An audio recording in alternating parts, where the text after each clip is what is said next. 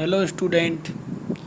कल हमने सम्मिश्र संख्याओं के योग तथा गुणा के लिए गुणधर्म के बारे में अध्ययन किया। आज हम बंटन नियम के बारे में अध्ययन करेंगे। बंटन नियम दो प्रकार का होता है, left distributive law, right distributive law. सबसे पहले लेफ्ट डिस्ट्रीब्यूटिव लॉ के बारे में अध्ययन करेंगे। माना कि तीन सम्मिश्र संख्याएं Z1, Z2, Z3 belongs to C है, तो लेफ्ट डिस्ट्रीब्यूटिव लॉ के अनुसार Z1 into Z2 plus Z3 बराबर Z1 into Z2 plus Z1 into Z3। इसी प्रकार राइट डिस्ट्रीब्यूटिव लॉ के अनुसार Z2 plus Z3 into Z1 बराबर Z2 into Z1 plus Z3 into Z1। इसके बाद हम सम्मिश्र संयुग्मी के बारे में अध्ययन करेंगे। माना कि z बराबर x प्लस वायोटा वाई एक सम्मिश्र संख्या है, तो इसकी सम्मिश्र संयुग्मी x माइनस आयोटा वाई होती है, जिसे z बार से व्यक्त करते हैं। सम्मिश्र संयुग्मी के अंतर्गत उसके काल्पनिक भाग का साइन चेंज हो जाता है, जिस सम्मिश्र संयुग्मी को z बार से व्यक्त करते हैं। उदाहरण के लिए 1 प्लस आयोटा का सम्मिश्र संयुग्मी क्या होगा? चूँकि 1 प्लस आयोटा में काल्पनिक भाग का साइन चेंज हो जाता है, तो 1 माइनस आयोटा इसकी सम्मिश्र संयुग्मी होगी। इसी प्रकार 3 का सम्मिश्र संयुग्मी क्या होगा? 3 की सम्मिश्र संयुग्मी 3 ही होती है। सम्मिश्र संयुग्मी की परिभाषा से स्पष्ट है कि यदि z बार बराबर z है, तो if and only if z belongs to r होगा। चूँकि z बराबर x प्लस आयोटा वाई होता है, z बार बराबर x माइनस आयोटा वाई। अगर दोनों को इक्वल करते हैं तो हमें y बराबर 0 प्राप्त होता है, और y बराबर 0 का मान z बराबर x प्लस आयोटा वाई में रखते हैं तो हमें z बराबर x प्राप्त होता है, जो कि z बिलोंग्स टू r को दर्शाता है। इसी प्रकार z बार बराबर माइनस z हो तो if and only if z का मान है तो 0 प्राप्त होगा, या z प्योरली इमेजिनरी होगा।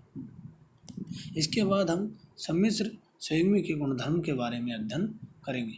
चूँकि पहला गुणधर्म है इसका, z बार का बार बराबर z होता है। इसको हम बड़ी आसानी से प्रूव कर सकते हैं।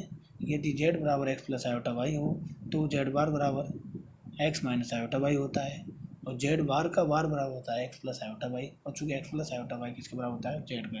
तो इससे फर्स्ट प्रॉपर्टी प्रूफ होती है। सेकंड प्रॉपर्टी होती है z प्लस z बार बराबर twice of real part of z। चूँकि z बराबर होता है x प्लस आयोटा वाई, इसमें रियल पार्ट ऑफ z बराबर होता है x और इमेजिनरी पार्ट ऑफ z बराबर होता है वाई। तो z बराबर होता है x plus iota y, z bar बराबर होता है x माइनस आयोटा वाई। दोनों को जोड़ते हैं तो हमें प्राप्त होता है ट्वाइस x। तो ट्वाइस x का मतलब हुआ twice of real part z। इसी प्रकार तीसरी प्रॉपर्टी होती है z माइनस z बार बराबर twice iota imaginary part of z। इसको हम दूसरी प्रॉपर्टी की तरह ही प्रूव कर सकते हैं। चौथी प्रॉपर्टी होती है z इंटू जेड बार बराबर x square plus y square. चूँकि z बराबर होता है x plus iota y, z bar बराबर होता है x माइनस आयोटा वाई। चूँकि दोनों को गुणा करेंगे तो हमें a plus b into a minus b बराबर a square minus b square प्रकार का फॉर्मूला प्राप्त होता है। तो इसी को यूज करने पर x plus iota y into x minus iota y बराबर प्राप्त होगा x square minus iota y का स्क्वायर। चूँकि आयोटा स्क्वायर बराबर होता है -1, तो हम इम्प्लाई डेट हमें क्या प्राप्त होगा? X square plus y square. अगली प्रॉपर्टी होती है z1 प्लस z2 का कॉन्जुगेट बराबर होता है z1 का कॉन्जुगेट प्लस z2 का कॉन्जुगेट। इसी प्रकार अगली प्रॉपर्टी होती है z1 माइनस z2 का कॉन्जुगेट बराबर होता है z1 का कॉन्जुगेट प्लस माइनस z2 का कॉन्जुगेट। इसको बड़ी आसानी से प्रूव कर सकते हैं, चूँकि z1 और z2 के मान हमारे पास हैं। अगली प्रॉपर्टी होती है z1 इंटू z2 का कॉन्जुगेट बराबर होता है z1 का कॉन्जुगेट इंटू z2 का कॉन्जुगेट। इसको बड़ी आसानी से प्रूव कर सकते हैं। अगली भागफल के लिए प्रॉपर्टी होती है, चूँकि भागफल में हर का मान 0 नहीं होना चाहिए, तो z1 और z1 बटे z2 का कॉन्जुगेट, जहाँ z2 नॉट इक्वल टू 0 बराबर क्या होगा? z1 का कॉन्जुगेट बटे z2 का कॉन्जुगेट। अगली प्रॉपर्टी होती है इसी प्रकार गुणा को, ये जो प्रॉपर्टी है उसको जनरल रूप में लिख सकते हैं। z की पावर n का कॉन्जुगेट बराबर होगा z का कॉन्जुगेट की घात n, जहाँ n बिलोंग्स टू क्या है? कैपिटल N, नेचुरल संख्या। चूँकि z प्लस z बार का मान और z इंटू जेड बार का मान हमें प्योरली रियल प्राप्त होता है, और इसी प्रकार z माइनस जेड बार का मान हमें प्योरली इमेजनरी प्राप्त होता है। अगला टॉपिक है हमारा सम्मिश्र संख्या का ज्यामितीय निरूपण, क्योंकि सम्मिश्र संख्या का ज्यामितीय निरूपण भी कर सकते हैं। माना कि सम्मिश्र संख्या z बराबर क्या है, x प्लस आयोटा y है, वो एक्स वाई समतल के बिंदु एक्स वाई से निरूपित करते हैं। इस निरूपण के अंतर्गत प्रत्येक सम्मिश्र संख्या के लिए समतल में एक निश्चित बिंदु तथा समतल का प्रत्येक बिंदु एक निश्चित सम्मिश्र संख्या को व्यक्त करता है। इसी प्रकार सीमित सम्मिश्र संख्या के समुच्चय को हम सी से व्यक्त करते हैं, कैपिटल सी से व्यक्त करते हैं, और समतल के सभी बिंदुओं के समुच्चय में एक एक की संगतता स्थापित होती है। अतः ऐसे समतल को हम सम्मिश्र समतल कहते हैं तथा या ऐसे जो तल होता है उसको हम आर्गेंट तल कहते हैं, आर्गेंट प्लेन कहते हैं, आर्गेंट डायग्राम कहा जाता है। इसे जेड समतल या डब्ल्यू समतल भी कहा जाता है। क्योंकि इस समतल में एक्स एक्सिस पे हम रियल एक्सिस मानते हैं, वाई एक्सिस को हम इमेजिनरी एक्सिस मानते हैं, तो एक्स एक्सिस को हम वास्तविक अक्ष कहते हैं और वाई एक्सिस को काल्पनिक अक्ष कहा जाता है। जेड बराबर एक्स प्लस आयोटा वाई को लाइन सेगमेंट से भी निरूपित करते हैं, जो कि जिसका प्रारंभिक बिंदु मूल बिंदु लेते हैं जिसका निर्देशांक 0,0 है तथा अंतिम बिंदु x, y लेते हैं। दोनों को मिलाने से इस निरूपण को हम सम्मिश्र का सदिश निरूपण भी कहते हैं,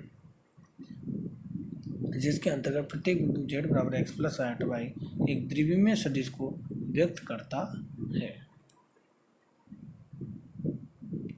अगला टॉपिक है हमारा सम्मिश्र संख्या का ध्रुवीय रूप, polar form of a complex number. यदि सम्मिश्र संख्या z बराबर एक्स प्लस आयोटा वाई हो तो इसका ध्रुवीय रूप क्या होगा, z बराबर r इंटू e की पावर आयोटा थीटा, जहाँ r बराबर होता है under root of x square plus y square और टेन थीटा बराबर होता है वाई अपॉन एक्स। चूँकि z बराबर एक्स प्लस आयोटा वाई में x तो होता है काल्पनिक भाग,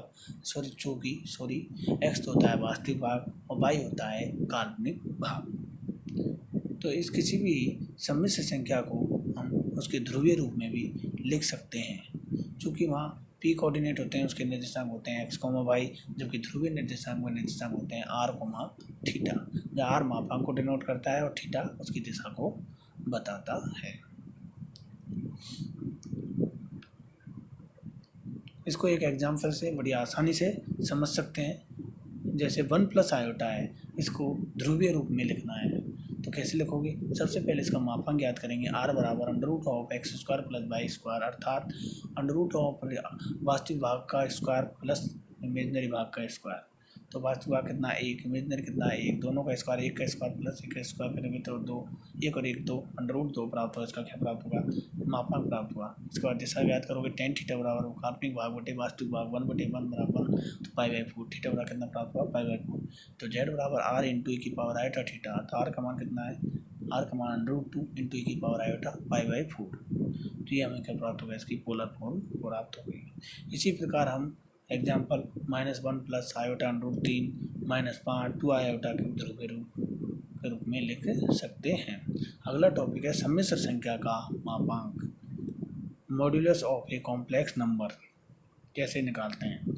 यदि कोई सम्मिश्र संख्या z बराबर एक्स प्लस आयोटा वाई हो तो उसका मापांक जिसे मोड z से व्यक्त करते हैं, तो मोड z बराबर होता है under root of x square plus y square बराबर अंडर रूट ऑफ वास्तविक भाग का स्क्वायर प्लस इमेजिनरी भाग का स्क्वायर। वास्तविक भाग को रियल पार्ट ऑफ जेड से डिनोट करते हैं, इमेजिनरी भाग को काल्पनिक भाग को इमेजिनरी पार्ट ऑफ जेड से व्यक्त करते हैं। जैसे उदाहरण के लिए 3 - 4 आयोटा का हमें क्या लिखाना है, मापांक लिखाना। मापांक को हम इसको मोड से व्यक्त करते हैं। ध्यान रखें, मापांक का मान हमेशा पॉजिटिव होता है, मान पॉजिटिव होता है, धन पॉजिटिव होता है हमेशा, ध्यान रखें, कभी भी नेगेटिव मान नहीं देता है। 3 - 4 आयोटा का मापांक निकालोगे तो क्या प्राप्त होगा, बराबर अंडर रूट ऑफ 3 का स्क्वायर प्लस -4 का स्क्वायर, 3 का स्क्वायर 9, -4 का स्क्वायर कितना आएगा 16, 16 9 25, 25 का रूट कितना 5, मापांक कितना प्राप्त हुआ 5। मापांक कभी ऋणात्मक नहीं होता है। तो प्रिय विद्यार्थियों, मैंने जो भी आपको आज इस क्लास में पढ़ाया है उसके बारे में आप बड़ी गहराई से अध्ययन करें, बहुत ही आसान है।